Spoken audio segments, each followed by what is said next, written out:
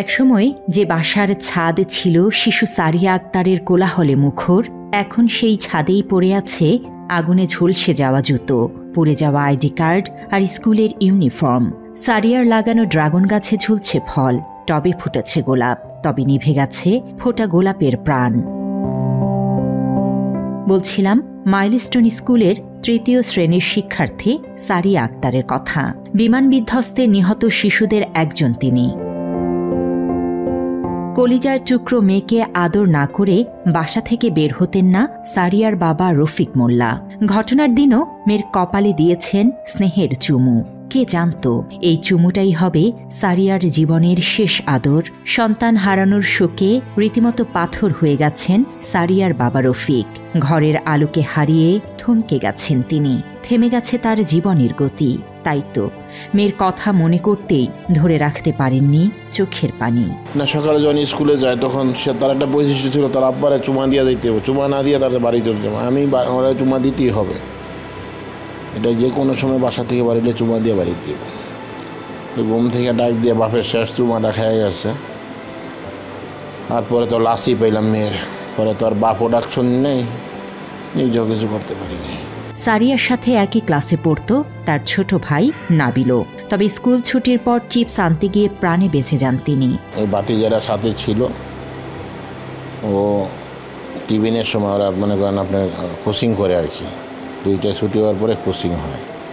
ওই সময় তারা নাকি বলছে, নাবিল তুমি আমার জন্য একটা চিপস নিয়ে আসো, তোমার চিপসটা আমারে দাও খাই। তো নাবিল যে চিপস আনতে পারাইছে, ওই টাইমে বিমানটা সেইখানে দুর্ঘটনা করছে। ও টিফিন টাইমে ও আমার থেকে চিপ নিয়েছিল, বলে কি তোমার টিপটা মারে দাও, তুমি অন্য একটা কিনে খাও। এখন টিফিন টাইম শেষ, কোচিং টাইম শুরু হয়েছে, তখন আমি বাইরে হয়েছি চিপ কেনার জন্য। তখনকে চিপ কিনা ক্লাসে ঢুকুন, তখনকে দেখি কি আমার মাথার উপর দিয়ে অনেক বড় একটা বিমান যেতেছে, আগুন ধরছে, ঘুরতে ঘুরতে যেতেছে। তারপর সামনে তাকে দেখি কি আগুন ধরে আছে, আমাদের বিল্ডিংটা পুরোটা আগুন ধরে বেড়ে আছে। বোনের সাথে কাটানো মুহূর্তের কথা মনে করতেই অঝরে কেঁদে ওঠেন ছোট্ট নাবিলও। ওর সাথে খেলছি কত।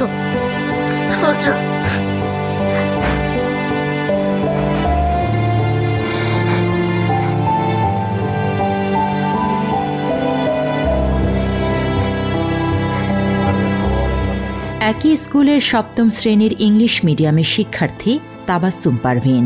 সেদিন ওই ভবনেই ছিল তার ক্লাস। ছুটি হওয়ার সাথে সাথেই বের হওয়ায় প্রাণে বেঁচে গেছেন, তবে নিজের চোখে দেখেছেন বিভীষিকাময় ওই মুহূর্ত। আমি তো 2 মিনিট আগে বের হয়ে গেছিলাম, আমি বেঁচে গেছি, এটাই ওই দিন হয়েছিল। আমরা ছুটি হয়ে গেছে, আমরা বের হয়ে যাব, তখনই সময় এটা হয়েছে। সো আমি বের হয়ে যাই, আমার অনেক ফ্রেন্ডসরা, আমাদের ক্লাসের মিনিমাম সবাই বের হয়ে যায়, শুধু টিচার্সরা বিল্ডিংয়ে ছিল। সো বের হওয়ার পর আমি এখন বাসায় রওনা দিব, বাসায় আসবো। হাঁটতেছিলাম, হঠাৎ অনেক জোরে একটা বিকট একটা আওয়াজ হয়, পিছনে তাকাই, পরে দেখি কি অনেক ধোঁয়া, কালো কালো ধোঁয়া এবং অনেক আগুন হইতেছে। মেয়ের সাথে কাটানো স্মৃতিচারণ করতে গিয়ে আবেগাপ্লুত হয়ে পড়েন 3য় শ্রেণীর শিক্ষার্থী মারিয়ামের বাবা আব্দুল কাদের। মেয়ে আমার ডেলি মশারি টাঙ্গায় দেয়, আমি যদি বলি ওই ওষুধ খাবো আম্মু যাই আমার পানি এনে দেয়, ওষুধ এনে দেয়। স্কুলে গেলে রোদের সময় যদি ছাতি ধরি মেয়ের উপরে, মেয়ে আমার ধাক্কা দিয়া বলে, আব্বু তুমি তোমার উপরে ধর ছাতি। আমি কই না, তুমি ছোট মানুষ। আম্মু বলে কি, আব্বু তোমার শরীর ভালো না, তোমার উপরে রাখো, আমার সমস্যা নাই। আমি কই না, তুমি ছোট মানুষ। এগুলো মনে হলে আমি বলতে পারি না।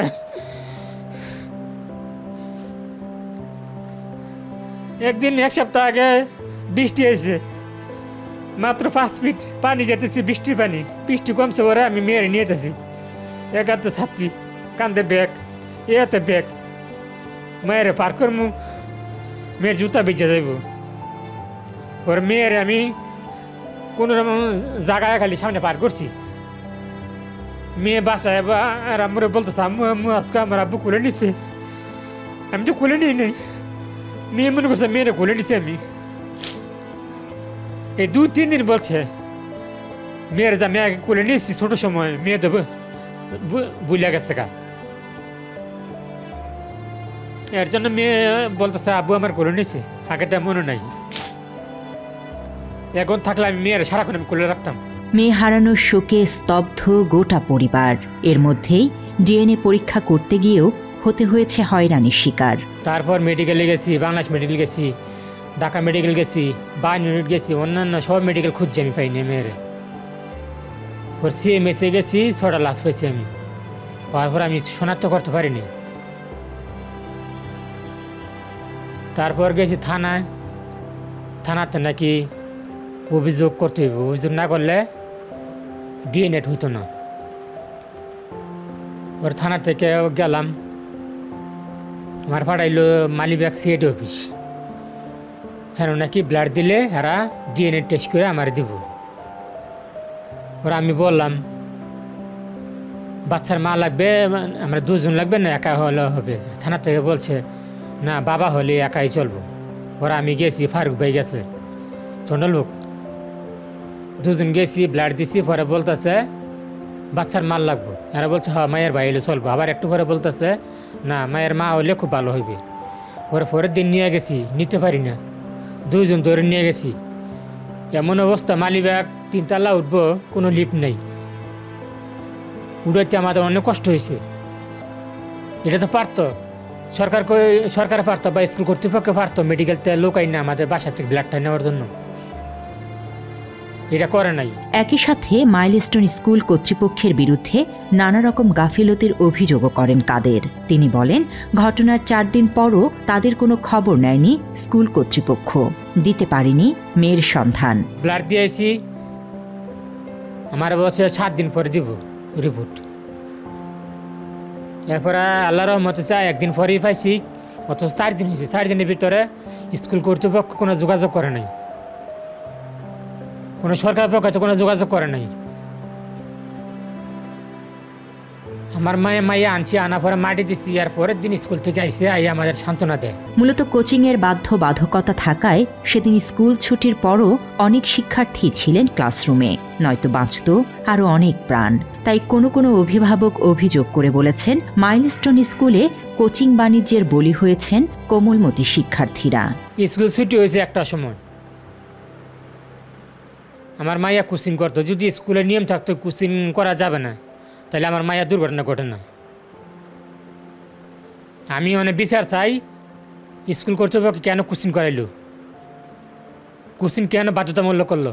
ঘটনাটা যে ঘটনা ঘটাইছে, ছুটির পরে স্টুডেন্টরা ওখানে টিউশনি করে, মানে কোচিং করে যেটা বলা হয়। কিন্তু মাইলস্টোন স্কুল অ্যান্ড কলেজে আমার জানা মতে, আমি যে জিনিসটা প্রশ্ন, কারণ ওখানে কেন কোচিং করবে? এমন একটা স্টুডেন্ট ঠিক মতন তারা লেখাপড়া করাবে, তারা তাদের হোমওয়ার্ক ঠিক মতন ছাত্রীদের বা ছাত্রছাত্রীদের অর্জন করে নিয়ে নিবে, তো টিউশনি করার তো কোনো দরকার না। তারা আসলে টিউশনিটা ব্যবসায়ীভাবে স্কুলটারে এখানে এখন কার্যক্রম শুরু করে ফেলছে। কোচিং বাণিজ্য বন্ধ সহ এর সাথে জড়িতদের বিরুদ্ধে রীতিমতো বিচার দাবি করেছেন নিহত মারিয়ামের বাবা আব্দুল কাদের। মানে যদি পারেন আপনাদের মাধ্যমে আমি কোচিং বাণিজ্যের বিরুদ্ধে আমি বিচার চাই, কেন কোচিং করাইলো। নিয়ম না মেনে স্কুল ভবন নির্মাণের অভিযোগ রয়েছে মাইলস্টোন কর্তৃপক্ষের বিরুদ্ধে, যার অনুমোদন দিয়েছে রাজুকের কিছু অসাধু কর্মকর্তা। এসব ঘটনা সুষ্ঠু তদন্ত সহ নানা রকম অনিয়ম খতিয়ে দেখে স্কুল কর্তৃপক্ষকে আইনের আওতায় এনে শাস্তি দাবি জানিয়েছেন অভিভাবকরা। Desk report, Bangla addition.